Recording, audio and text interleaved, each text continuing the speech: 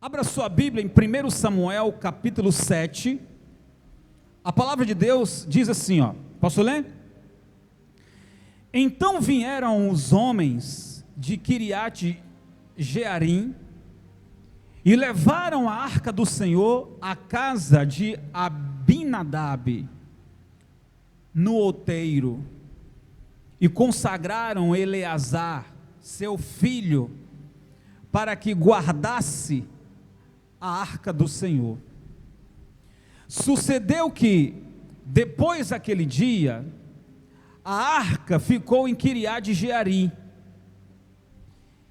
e tantos dias se passaram, que chegaram a 20 anos, passou muito tempo, 20 anos, e toda a casa de Israel, atenção para esse detalhe, e toda a casa de Israel, ou seja, todo o povo, dirigiam lamentações ao Senhor. Só para deixar claro a você, que esse tempo era um tempo de guerra, tá? 20 anos de guerra e o povo orando, lamentando. Falou Samuel a toda a casa de Israel, dizendo: se é de todo o vosso coração que voltais ao Senhor, tirai dentre vós os deuses estranhos e os astarotes, e preparai o coração ao Senhor, e servi a Ele só, e Ele vos livrará das mãos dos filisteus. Como disse, estavam em guerra. Então os filhos de Israel tiraram dentre si os balins, os astarotes, e serviram só ao Senhor, ok? Serviram só ao Senhor. Disse mais Samuel: congregai todo Israel em Mispa, e orarei por vós ao Senhor. Congregaram-se em Mispa, tiraram água, e a derramaram perante o Senhor. Jejuaram aquele dia, e ali disseram: pecamos contra o Senhor. E Samuel julgou, ou governou, os filhos de Israel em Mispa. Quando, pois, os filhos de Israel, escuta isso, quando os filisteus ouviram que os filhos de Israel estavam congregados em Mispa, subiram os príncipes dos filisteus contra Israel, o que, ouvindo os filhos de Israel, tiveram medo dos filisteus. Houve aí uma investida, tá? Então disseram os filhos de Israel a Samuel: não cesses de clamar ao Senhor nosso Deus por nós, para que nos livre da mão dos filisteus. Tomou, pois, Samuel um cordeiro, que ainda mamava, e o sacrificou em holocausto ao Senhor. Olha o que é que vai acontecer. Clamou Samuel ao Senhor por Israel, e o Senhor lhe respondeu. Enquanto Samuel oferecia o holocausto, os filisteus chegaram à peleja contra Israel, mas trovejou o Senhor aquele dia com grande estampido sobre os filisteus, que os aterrou de tal modo que foram derrotados diante dos filhos de Israel. Saindo de Mispa, os homens de Israel perseguiram os filisteus e os derrotaram até abaixo de Betcá. Tomou então Samuel uma pedra e a pôs entre Mispa e Sem, e lhe chamou Ebenezer, e disse: até aqui nos ajudou o Senhor. Assim os filisteus foram abatidos. Olha que frase linda, pessoal. E nunca mais vieram ao território de Israel, porquanto foi a mão do Senhor contra eles todos os dias de Samuel. Ou seja, enquanto Samuel governava, os filisteus não pisaram ali. As cidades que os filisteus haviam tomado a Israel, o que aconteceu? Eu leio de novo. As cidades que os filisteus haviam tomado a Israel foram o quê? Restituídas, foram devolvidas. Glória a Deus. Desde Ecrom até Gate, e até os territórios delas, arrebatou Israel, ou seja, tomou, arrebatar é tomar, das mãos dos filisteus, para terminar, e diga comigo, e houve paz entre Israel e os amorreus. Diga comigo, Senhor Jesus, usa o teu servo, e fala comigo, através da tua palavra. Eu abro o meu coração para ouvir a tua voz. Amém. Amém, gente? Eu acho que não precisa mais nem pregar, porque só o texto, a si só, já está falando tudo.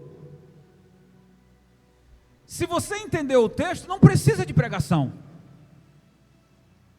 Mas tudo bem, vamos lá. É Deus que vai falar. Amém? É Deus que vai falar. Acontece que o povo de Israel, gente, no passado, eles sempre se desviavam de Deus. Era impressionante. A gente fala isso não debochando do povo de Israel, porque o povo de Israel é o povo de Deus, e eu sou Israel, você é Israel, você que é um filho de Deus, você é Israel. Acontece que esse povo aqui, viviam se desviando do Senhor, e o pior, arrumavam para si, pegavam para si, imagens, e chamavam aquilo de Deus. Aquilo que lemos aqui sobre Baalins e Astarotes, Baalins e Astarotes eram imagens. Baalins era a figura de um homem ou de uma pessoa desenhada, esculpida em mão, e colocavam aquela imagem numa mesa e chamavam aquilo de Deus. Astarotes era a imagem de um guerreiro com uma espada na mão, e chamavam aquilo de Deus da guerra, achando que aquele Deus iria lhes proteger dos filisteus, dos amorreus. Só que quando Davi morreu, aquilo que restou, que era a arca do Senhor, que estava no templo onde Salomão estava, depois que o templo foi destruído, houve muitas guerras, gente. Então a arca do Senhor na época era a garantia que o povo teria paz, a arca da aliança. A arca da aliança era um sinal de que se houvesse guerra, o povo teria paz. Entre outros modos, o povo idolatrava também aquela arca. A arca do Senhor esteve na casa de Obed-edom 3 meses. A casa e a família de Obed-edom esteve em paz no período de 3 meses. A arca do Senhor foi levada, e Samuel então consagrou a esse servo, para que permanecesse na cidade, para que o povo orasse e pedisse misericórdia quando fossem atacados pelos seus inimigos. 20 anos o povo lamentava, chegava diante da arca, fazia as suas orações, voltava para casa, só que quando chegava em casa tinha um Astarote, tinha uma imagem, tinha um negócio. Então o Samuel, ele falou para o povo o seguinte: ei pessoal, vocês vêm aqui, e vocês fazem orações aqui diante da arca, Aí vocês voltam para casa. Quando vocês chegam em casa,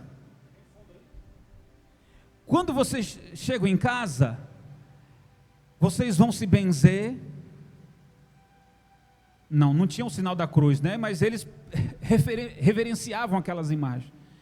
E o homem de Deus diz assim: eu não estou entendendo o que vocês estão fazendo.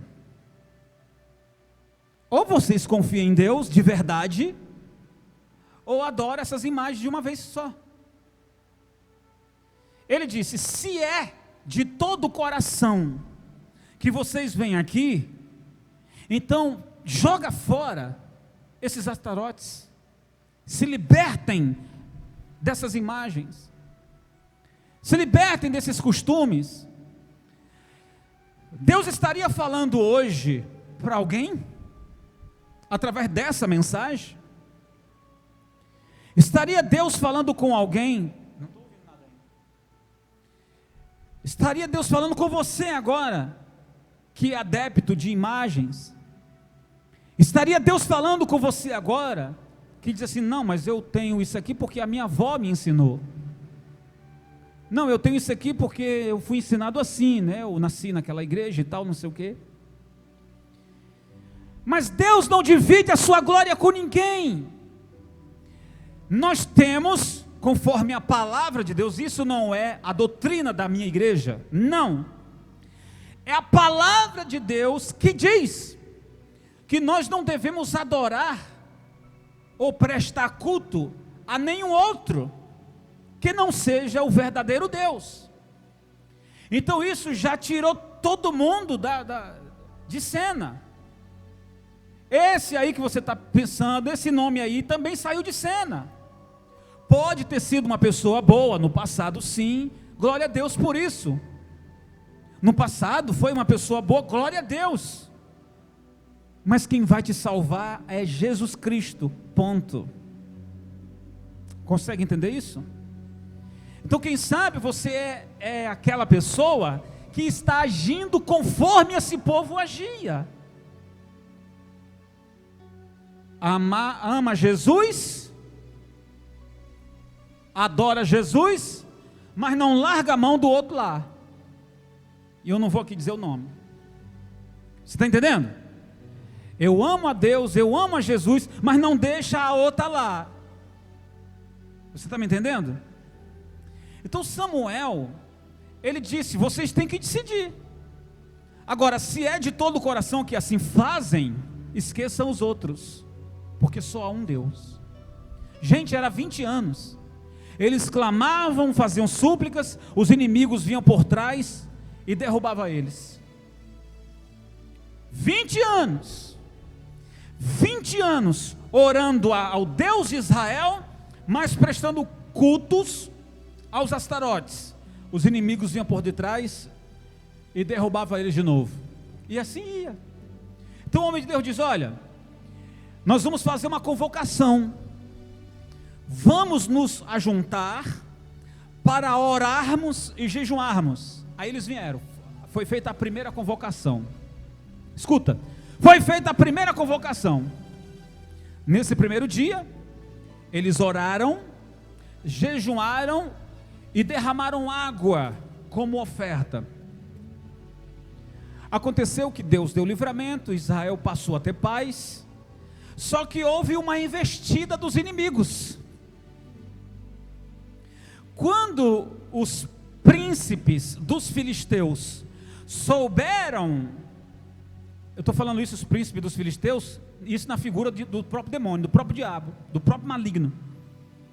Quando eles souberam que o povo de Israel se ajuntaram para orar, para jejuar e esquecer os outros lá, derramaram água, eles se organizaram para um ataque contra Israel, maior do que já faziam. Você está me entendendo? Eles se organizaram: olha, nós não podemos deixar eles se reunirem para orar ao Deus de Israel, porque os próprios inimigos, os filisteus, e o próprio maligno, sabe que se você buscar a Deus, Satanás não vai poder investidas contra você. Ele sabe disso. Os seus inimigos sabem disso. Se você buscar a Deus, se você se voltar para Deus, Satanás sabe que ele não vai poder te tocar. Então ele vai criar uma investida para que você não ore, para que você não venha à igreja, para que você não se converta. Você está me entendendo? Lá e vem os inimigos, sempre assim. Quando você, escuta pessoal, isso aqui é conselho prático. Quando você decide fazer a coisa certa, o maligno sempre vai ter que usar alguém, lá não sei da onde, para vir dizer para você, desviar a tua atenção, rapaz, não faz isso, não sei o quê, ou desmotivar, desencorajar você. Sempre que você se programa para fazer a coisa certa, aparece alguém para jogar cal na sua fé, ou um balde d'água na sua fé. Mas quando você está sofrendo, essa mesma pessoa não estende a mão para te ajudar. É impressionante. Quando você está necessitado de ajuda, ou mesmo de uma palavra, essa mesma pessoa não estende a mão para orar ou para ajudar você. É verdade ou mentira? Então por que você daria ouvido a uma pessoa dessa? É o próprio maligno.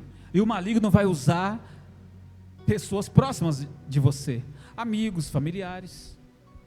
Desculpe, mas é verdade. É verdade. Então o profeta Samuel, ele recebe a aclamação do povo, dizendo: homem de Deus, ora por nós. Isso vai a partir do versículo 8. Homem de Deus, ora por nós, para que o Senhor continue a nos livrar. Homem de Deus, ora por nós, para que o Senhor continue a nos abençoar. Não para de orar não, homem de Deus. Então o homem de Deus vai e faz um pouco diferente, ou seja, mais forte. Ele aumenta a sua intensidade. Ele oferece a Deus em sacrifício um holocausto. Na primeira convocação, derramaram água. E agora, nessa segunda invocação a Deus, não se derrama água, mas sim oferece, no versículo 9, oferece um cordeiro que mamava. Ofereceu em sacrifício a Deus um animal, matou-se o animal, ofereceu ao Senhor e clamou ao Senhor por Israel. E o Senhor fez o quê? Lhe respondeu. Versículo 10. E enquanto Samuel oferecia o holocausto, os filisteus chegaram. Você vê que o diabo não desistiu. Os inimigos chegaram a pelejar contra Israel. Mas trovejou o Senhor aquele dia com grande estampido sobre os filisteus, e os aterrou de tal modo que foram derrotados diante dos filhos de Israel. Diga glória a Deus. Deus livra o seu povo. Mas o diabo, sabe, ele não desiste. Ele sabe que Samuel estava orando, tinha oferecido para Deus o holocausto, quando Satanás vem, quando os inimigos vêm. O Senhor não estava vendo não? O Senhor não estava vendo não? É claro que o Senhor estava vendo. E os inimigos achando que ia ter sucesso, ia pegá-los de surpresa, mas de repente trovejou, simplesmente trovejou, mas tão alto, que confundiu o inimigo e os derrotou. Eles caíram, eles ficaram surdos, eles ficaram pegando a espada e matando um ao outro. O Senhor os derrotou. Você crê que Deus pode fazer isso na sua vida também? Se você diz assim: ô bispo, eu tenho muitos inimigos, sou muito invejado, tem muitas pessoas que querem me ver no poço, na lama, tem muita gente que quer ver eu na rua da amargura. E será que Deus não sabe disso? Sabe. A pergunta aqui é: o que você tem feito para Deus, para que Deus venha te livrar? A pergunta que se faz hoje é essa. É muito fácil para o povo atribuir a carga para o profeta. É dizer: o profeta que ore por mim. o profeta que jejune, o profeta que suba a monte, o profeta que sacrifique. Eu não, eu vou ficar aqui só querendo receber. E é assim, é. Bom, no passado era assim, porque havia um véu, que só quem se chegava perante a presença de Deus, no Santo dos Santos, só quem entrava no santuário, naquela época, somente o sacerdote e os levitas. O povo não. Havia uma proibição por parte de Deus, que o povo não podia ter acesso. Mas depois da morte de Jesus, ou com a morte de Jesus, esse véu foi o quê? Rasgado de alto, não foi de baixo para cima, foi de cima para baixo. Ele foi rasgado, foi Deus que rasgou, dizendo: esse povo tem acesso a mim agora. Eu posso orar por você, Deus pode ouvir a minha oração para te abençoar, mas você pode e tem acesso a Deus você mesmo. Mas você tem que decidir que lado você está. Se você de fato vai servir a Deus de verdade, 100%, ou se você vai declarar: não, eu não creio no Deus de Israel, eu vou ficar aqui com o meu santo de barro mesmo. Tem até a música que diz, né? Devagar que o santo é de barro. Por quê? Porque ele pode cair e quebrar. O santo é de barro, olha aí, mano. O santo é de barro, ele pode cair e quebrar. Que santo é esse? Que pode cair e quebrar. O nosso Deus não cai. O nosso Deus não se quebra. O nosso Deus é vivo. Mas você precisa decidir de que lado você está. Um pequeno destaque dentro dessa mensagem nos lembra sobre também Elias. Teve que enfrentar isso também do povo. O rei Acabe ameaçava o povo de Deus, dizendo: olha, se vocês não se curvar, se vocês não adorar Baal, eu não vou dar emprego para vocês. Se eu souber que você não adora Baal, você vai perder o seu emprego. E as pessoas ficavam acuadas, porque o rei Acabe era malvado. O povo ficava acuado e se adorava ou se fingia adorar Baal, dava as costas para Deus. E Elias disse: até quando cocheareis entre dois pensamentos? Se Baal é Deus, adora ele de uma vez só. Se o Deus de Israel é Deus, adora ele de uma vez só. Mas não fiquem o quê? Não fiquem divididos entre um e outro. Decida-se. E Deus hoje está trazendo essa mensagem. O povo de Israel então entendeu a palavra do profeta Samuel e lançaram os astarotes e as imagens fora. E o que aconteceu? Deus livrou naquela noite Israel das mãos dos filisteus e fez com que o povo de Israel no outro dia se levantasse e partisse para enfrentar os poucos que ainda restaram, e todos eles foram derrotados. Glória a Deus, gente. O povo de Israel venceu, houve vitória. Versículo 12. Então Samuel tomou uma pedra e pôs em Mispa e Sem, e lhe chamou Ebenezer, que quer dizer, essa palavra Ebenezer quer dizer: até aqui nos ajudou o Senhor. Você pode dizer isso também? Você que me assiste agora, você diz assim: olha, eu estou privado de assistir os cultos, de ir para a igreja, de ir ao trabalho, de exercer as minhas funções e tal, não sei o quê, mas até aqui nos ajudou o... Não tem faltado nada na sua mesa, e não é o governo que está botando na sua mesa, é Deus. Você está limitado no seu trabalho de compra, de venda, mas o Senhor tem enviado. Até aqui nos ajudou o Senhor. É isso. Então o que acontece?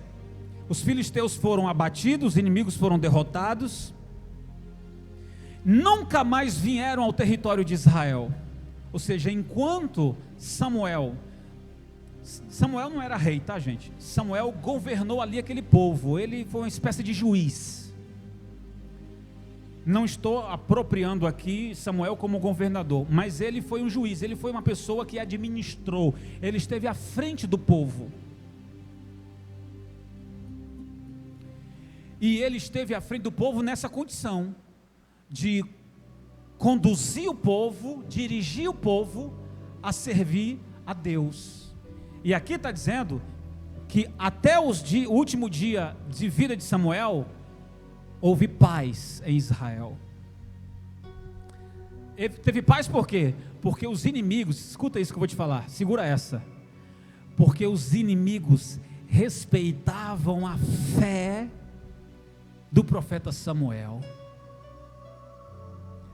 Em outras palavras, não vamos mexer com Israel, porque eles têm um Deus, porque eles têm um homem lá, que esse homem ora e Deus ouve. Não vamos mexer com Israel. Olha o que aconteceu com o nosso exército quando foi atacar. Foram mortos. Vem, Satanás, que tu vai tomar fogo. É isso que tem que acontecer. Os seus inimigos têm que aprender a respeitar a sua fé. Tem que aprender a respeitar o seu Deus. Mas porque primeiro você fez uma escolha. Qual é o Astarote que está impedindo você se chegar a Deus? Qual é a imagem de escultura que você diz assim: ah, mas eu gosto tanto dele, eu gosto tanto dela, eu não tenho coragem de me desfazer. Bote num saco e traga para cá que eu vou arrumar um fim.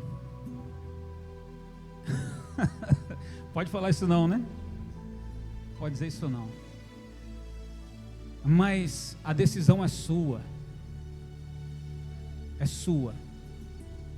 A decisão é sua. Quem está morto não pode fazer nada por você. Só quem pode fazer alguma coisa por você é quem está vivo. E eu estou falando de Jesus Cristo. Ele morreu, mas ele venceu a morte porque ressuscitou. Está vivo à direita do Pai desde o início. Ele não está à direita do Pai depois que voltou para a glória. Não, ele sempre esteve. Gênesis capítulo 1, João Evangelho capítulo 1. Gênesis capítulo 1, João Evangelho capítulo 1. Está dizendo que eles sempre estiveram juntos. No princípio era o Verbo. O Verbo era Deus. O Verbo estava com Deus. O Verbo, versículo 14, né? Se fez carne e habitou entre nós. Está falando de quem? Está falando de Jesus. O Verbo é a palavra. E o Verbo se fez carne. O Verbo era Deus. O Verbo estava com Deus. Está falando de quem?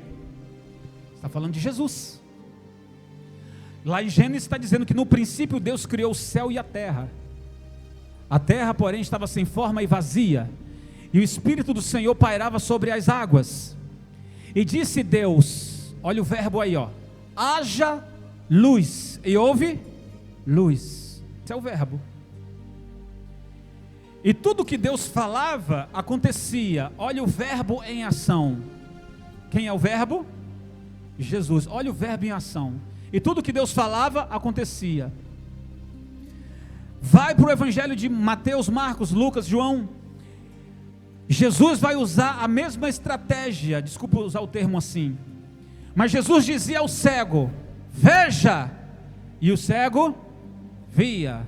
Jesus disse para o paralítico: levanta e anda, e o paralítico levantava e... Jesus dizia para o leproso: fica limpo, e o leproso ficava... Olha o verbo em ação. Olha o próprio Jesus que se encarnou e passou a operar. Morreu, mas venceu a morte ao terceiro dia. Está vivo à direita do Pai, como sempre esteve. É esse aí que pode ajudar você. É esse aí que pode salvar você. Então, tendo dito isso, eu quero convidar você, porque vou fazer uma oração agora. Se você crê nessa palavra, se você crê nesse Jesus, não o que está pendurado na cruz, não é esse Jesus aí que eu creio. O Jesus que eu creio é aquele que não está mais na cruz, ele saiu da cruz, tá? Se você crê nele, eu quero te fazer um convite. Eu vou fazer uma oração e você vai dizer: eu aceito Jesus na minha vida. Eu quero fazer uma declaração junto com você, uma declaração de amor para Jesus. Ou mesmo você que já é conhecedor da palavra, e você tirou Jesus de cena e colocou um Astarote no lugar dele. O Astarote chamado vício, o Astarote chamado prostituição, o Astarote chamado noitadas, bebedice, o Astarote chamado orgulho, o Astarote ou a idolatria ou a imagem de escultura chamado o que? Sei lá, tudo aquilo que te afastou de Deus, e você sabe disso. Então eu quero convidar você a rejeitar, tirar fora, lançar fora todos esses Astarotes, essas imagens da tua mente, e se render de fato, de verdade a Cristo. Se você crê nessa palavra, se você se rende a Jesus, se você crê nessa palavra, então você vai sinalizar agora. Como que você vai sinalizar? Você vai pegar esse telefone, está aqui esse WhatsApp, e vai mandar uma mensagem para nós, com o seu nome, dizendo: eu aceito, eu quero Jesus, orem por mim. E depois nós vamos entrar em contato com você, e nós vamos te orientar espiritualmente falando na palavra. Mas isso você faz depois, porque agora nós vamos orar. Você quer, você crê, então fique de pé agora, vamos orar. Eu quero que você repita essas palavras comigo. Você que está aceitando Jesus, diga comigo: Senhor Jesus, eu recebo o Senhor na minha vida como meu Senhor, como meu Salvador. Diga: perdoa, Senhor, todos os meus pecados, e escreve o meu nome no livro da vida, e sela com o teu sangue. A você que está voltando para Jesus hoje, diga comigo: Senhor Jesus, me dá uma nova chance, eu volto para a tua presença, perdoa os meus pecados, Senhor, recebe-me, Senhor, como teu filho.